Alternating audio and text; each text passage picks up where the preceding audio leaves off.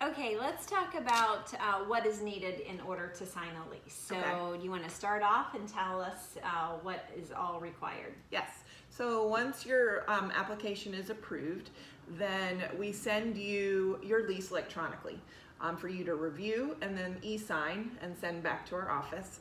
When you sign your lease, your deposits are due. So your security deposit, which is equal to 1 month's rent, and any pet fees and pet deposits. Okay.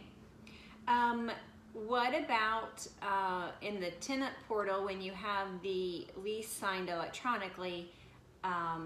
Does that just go in the records for the tenant to have on file? They can have a copy of their lease? Yes. Okay. Each tenant gets a copy. If there's multiple tenants, they each get their own copy of the lease. And then that also requires every adult in the property to be on the lease. Absolutely. Correct. Yep.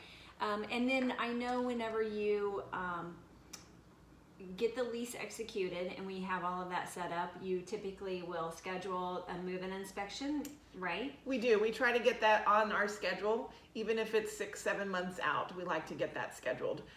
For the lease start date is going to be your move-in inspection. Good. And everyone that's on the lease needs to be present at the move-in inspection. Typically, yes. We're turning over your keys and doing a complete walkthrough, and it's really important that everyone's there.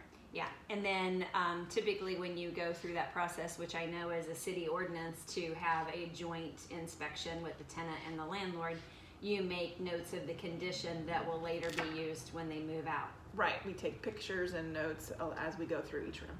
Very good. Yeah. And then once the lease is signed, then that is considered binding and it's legally locked in. The tenant has secured their property. They've got the lease in place. The landlord will make sure that the property is ready to go for move-in. Yep.